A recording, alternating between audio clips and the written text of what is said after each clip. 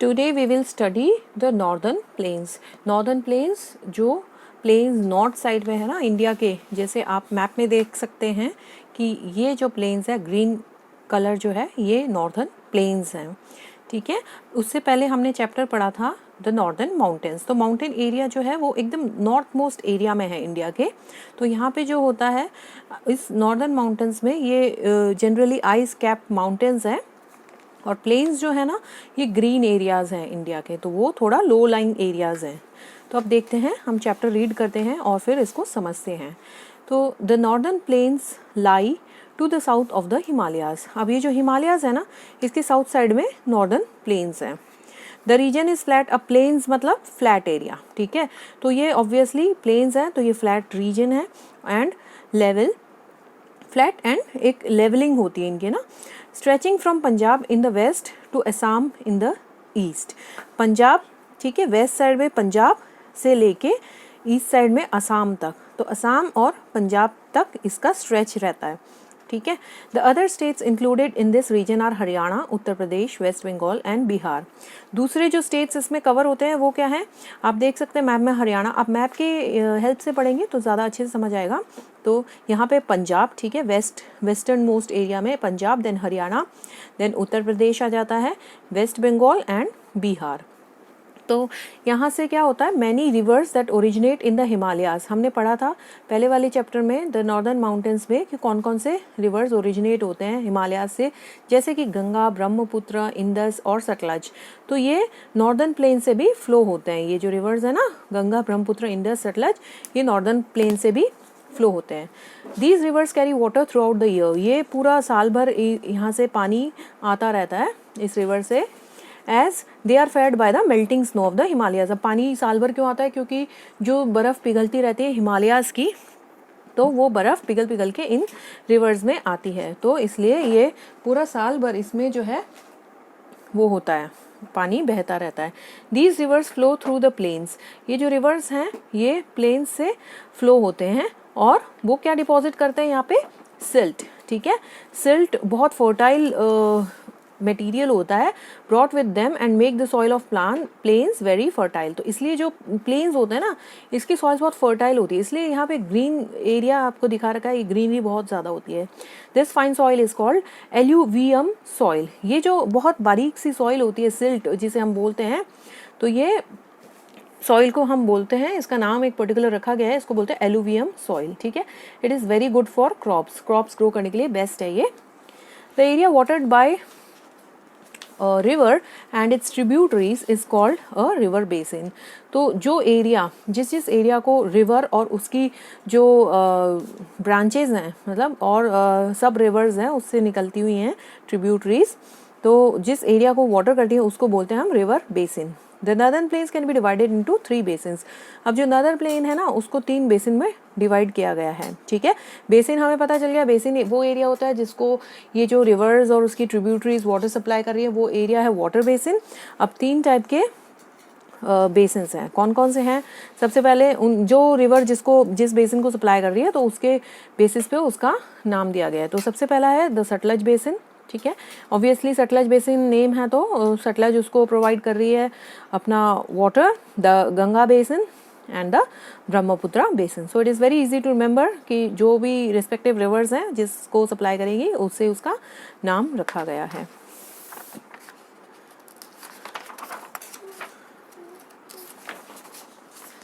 अब हम इन बेसिन्स के बारे में पढ़ेंगे।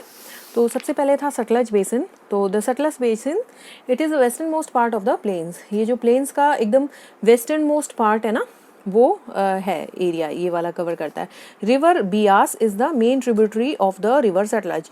तो जो रिवर सतलज जो है ना उसका मेन जो ब्रांच है वो है रिवर बियास नदी बोलते हैं इसको।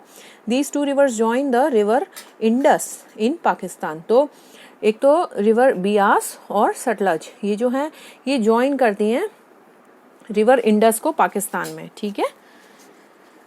Now Punjab and Haryana are the major states of this basin. तो ये जो बेसिन है सतलज बेसिन ये पंजाब और हरियाणा में है, ठीक है। The Bhakra Nangal dam has been built across the river Sutlej. और ये जो आप फोटो में देख सकते हैं भाखड़ा नांगल डैम है, ये इस रिवर सतलज पे बनाया गया है और ये हाईएस्ट डैम है इंडिया में। ये जीके में भी क्वेश्चन आता है कि हाईएस्ट डैम कौन सा इंडिया का, वो है भाखड़ा नांगल डैम, ठीक है। And the Indira Gandhi canal which starts from the Sutlej provides water to many dry areas of Rajasthan. Indira Gandhi canal जो है ना वो राजस्थान के सूखे एरिया को पानी प्रोवाइड करता है। ये जो भाखड़ा नांगल डैम है ये प्रोवाइड करता है water for irrigation and also provides electricity to the states of Punjab and Haryana. और ये फुलफिलमेंट करता है नीड्स किस स्टेट्स की, जो भाखड़ा नांगल डैम है ये पंजाब और हरियाणा स्टेट की नीड्स फुलफिल करता है। क्या क्या फुलफिलमेंट करता है ये? सबसे पहले तो क्रॉप्स को इरिगेट करता है, उनको पानी देता है एंड इलेक्ट्रिसिटी प्रोवाइड करता है इन स्टेट्स को। Now the Ganga basin. अब जो द गंगा बेसिन है ये बहुत इंपॉर्टेंट रिवर है नदर्न प्लेन का, ठीक है। गंगा जो है बहुत इंपॉर्टेंट रिवर है और यमुना जो है ये मेन ट्रिब्यूटरी है। सतलज की मेन ट्रिब्यूटरी थी Beas river, but Yamuna is the main tributary to the of the Ganga. When the Ganga flows down to the slopes of the Himalayas, it is joined by Alaknanda river at Devprayag. जब Ganga flow करती है हिमालय से तो उसको कौन सी river join करती है? अलकनंद। कहाँ पे? देवप्रयाग पे। As it flows in the plains it is joined by several tributaries like Gandak, Ghaghara, Kosi and Gomti. The Ganga joins the Yamuna at Allahabad. और गंगा और यमुना का मिलन कहाँ होता है? इलाहाबाद में होता है। This place where the Ganga and the Yamuna meet is called Sangam. और जहाँ पे गंगा और यमुना मीट करते हैं उस जगह को क्या बोलेंगे? संगम। तो गंगा मीट्स यमुना एट इलाहाबाद, ठीक है। The Ganga flows through Uttarakhand. अब कहाँ से गंगा बहती है? उत्तराखंड से, उत्तर प्रदेश, बिहार। और when it reaches West Bengal it divides into 2 branches. और जब वो वेस्ट बंगाल पहुँचती है तो 2 ब्रांच में डिवाइड हो जाती है। कौन कौन सी? The Hooghly and the Padma. The Hooghly flows through Kolkata and then into the bay of Bengal. तो हुगली कोलकाता से बहती हुई बे ऑफ बंगाल में मर्ज हो जाती है। और जो पद्मा है वो बांग्लादेश एंटर कर जाती है और ज्वाइन करती है ब्रह्मपुत्र रिवर को before entering the bay of Bengal. तो वो ब्रह्मपुत्र के साथ मिल के फिर बाद में बे ऑफ बंगाल में बह जाती है, ठीक है। अब जो डेल्टा है गंगा और ब्रह्मपुत्र रिवर से जो डेल्टा बनता है वो लार्जेस्ट है और उसको क्या बोलते हैं हम? सुंदरबंस, ठीक है। अब नेक्स्ट है last the Brahmaputra basin. 3 basin थे हमने पढ़े थे, Sutlej basin, Ganga basin and the Brahmaputra basin. The Brahmaputra basin is a narrow strip in the state of Assam. तो ये बहुत नैरो सी स्ट्रिप है ब्रह्मपुत्र बेसिन, ये असम में है। Brahmaputra originates in Tibet where it is known as river Tsangpo. तो ये तिब्बत में ओरिजिनेट होती है ब्रह्मपुत्र, ठीक है। वहाँ पे इसको क्या बोलते हैं? River Tsangpo. It enters India through Arunachal Pradesh. वो इंडिया अरुणाचल प्रदेश से एंटर होती है ब्रह्मपुत्र, ये हमने नेक्स्ट चैप्टर में पढ़ा था, पिछले चैप्टर में। It flows through Assam and then enters Bangladesh where it is called Jamuna. तो ये असम से बहती हुई बांग्लादेश में एंटर करती है और वहाँ पे इसको क्या बोलते हैं? Jamuna. Now life in the northern plains. अब नदर्न प्लेन्स में लाइफ कैसी है? The states of Punjab, Haryana, Delhi, Uttar Pradesh, Bihar and West Bengal lie mainly in the northern plains. तो हमें पता होनी चाहिए यहाँ पे कौन कौन से स्टेट्स होते हैं। पार्ट्स ऑफ असम, कुछ असम का पार्ट और त्रिपुरा का, ये भी इस प्लेन्स पे आता है। Now Punjab. Punjab in states के बारे में थोड़ा थोड़ा हम ब्रीफ में पढ़ेंगे। Punjab is fed by the Sutlej, Ravi and Beas river, so its land is very fertile. तो पंजाब में कौन कौन सी रिवर्स फ्लो होती हैं? सतलज, रवि एंड बियास। और इसलिए इसकी जो लैंड है ना बहुत फर्टाइल होती है। Punjab is a land of agriculture, ठीक है। अब पंजाब में कौन कौन सी हम क्रॉप्स ग्रो करते हैं? Wheat, rice, sugar cane are the main crops. तो मेन क्रॉप्स याद रखनी है पंजाब की, wheat, rice and sugar cane. The farmers of Punjab use modern machines such as tractors and harvesters for farming. Now harvester क्या होता है? एक मशीन होती है जिससे हम क्रॉप कट कर सकते हैं, हार्वेस्ट कर सकते हैं। Chandigarh is the capital of Punjab and Haryana. इसका कैपिटल ध्यान में रखना है हमको। It is a well plan city. Punjabi and Hindi are the languages spoken by the people. Golden Temple is situated in the city of Amritsar. Other big cities are Patiala, Jalandhar, Ludhiana and Ambala. Gurpurab, Baisakhi, Holi, Diwali are the main festival celebrated in Punjab. ये सब हमें याद रखना है। इनका main festival, इनकी local language क्या है, यहाँ कौन कौन सी मेन क्रॉप्स हैं, इंडस्ट्रीज़ में भी कौन कौन सी है, टेक्सटाइल है, स्पोर्ट्स गुड है, हॉजरी है एंड मोटर पार्ट्स, ये सब वेल डेवलप्ड है पंजाब में। इनका डांस है bhangra and giddha are the popular folk dances of Punjab. Food items हैं मक्के की रोटी, सरसों का साग, this is all well known. Curd and lassi are very popular among the people of Punjab. Now second one is the Haryana. अब हरियाणा जो है ना, हरियाणा पंजाब के साउथ में है। Chandigarh is also the capital of Haryana. तो चंडीगढ़ पंजाब का भी कैपिटल है और चंडीगढ़ हरियाणा का भी कैपिटल है। Like Punjab the main crops same है, मेन क्रॉप्स इसकी भी wheat, rice and sugar cane.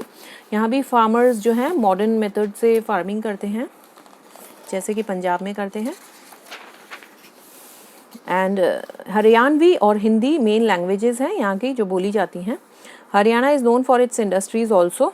Gurgaon, now known as Gurugram in Haryana, has the largest car manufacturing plant in the country. तो गुड़गांव में largest car manufacturing plant है, ठीक है। Now Delhi. New Delhi is the capital of India. It is situated in the banks of the river Yamuna. Offices of the President, the Prime Minister and all the central government offices of India are located here. जितने भी main important offices हैं वो सब कहाँ पे हैं? New Delhi में। All the major festivals are celebrated as people from all over India come to Delhi and settle here. Delhi is known for its monuments. अब मेन important monuments दिल्ली में हैं सब, जैसे कि रेड फोर्ट, कुतुब मीनार, कुछ इनमें से आप लोगों ने देखी भी होगी, विजिट करे होंगे, Jama Masjid, India gate, Jantar Mantar etcetera. Many big markets are there in Delhi like Chandni Chowk, Khari Baoli, Baoli, Janpath etcetera. Now Uttar Pradesh ये सबसे पॉपुलर स्टेट है इंडिया का। Lucknow is its capital. Other important cities in Uttar Pradesh are Meerut, Agra, Kanpur, Allahabad and Varanasi. The soil here is very fertile. Wheat, rice, वही यहाँ पे भी wheat, rice, sugar cane grow होती है। Pulses and oil seeds are the main crops. There are number of industries that produce sugar, cement, textile. तो कौन कौन सी industries है वो याद रखनी है। The main languages spoken here are Hindi and Urdu. Now Bihar. अब बिहार को उसका नाम कैसे मिला? From the word vihar which means Buddhist monastery. So it is a land of two great teachers, Lord Buddha and Lord Mahavir. The capital of Bihar is Patna. Bhojpuri, Maithili and Magadhi are the main languages spoken here. Chhat is an important traditional festival. Land of Bihar is very fertile and rice is the main crop. Wheat, sugarcane and jute are also grown here. Bodh Gaya is an important pilgrimage center. Now the West Bengal. The Ganga and Brahmaputra rivers have made the plains of West Bengal very fertile. ठीक है, तो गंगा और river Brahmaputra इन्होंने मिलके waste Bengal का जो plain area है ना, प्लेन्स एरिया, उसको बहुत उपजाऊ बना रखा है। कोलकाता कैपिटल है वेस्ट बंगाल का। The people of the state speak Bangla. Durga Puja is the main festival of the people of Bengal. Rice and jute are the main crops. People of Bengal are very fond of sweets. Sandesh and Rasgulla are very popular sweet dishes. Fishing is also an important occupation. And Bengal is known for music, art, drama and literature. Howrah Bridge is the landmark of the city. ये देखिए इसकी picture दे रखी है Howrah bridge की। Now Assam is green rich state because of Brahmaputra river where tea is grown in huge tea plantation. So Assam is famous for its tea gardens. Rice and jute are also grown here. Dispur is the capital of Assam. People speak Assamese. Bihu is the main festival. ठीक है, Kaziranga wild life sanctuary ये important है, तो ये असम में है जहाँ पे राइनोसेरस पाए जाते हैं। The state is famous for petroleum, T and silk. Now Tripura has favorable climate condition for cultivation of various fruits and horticulture crops. It is rich in natural resources like rubber, tea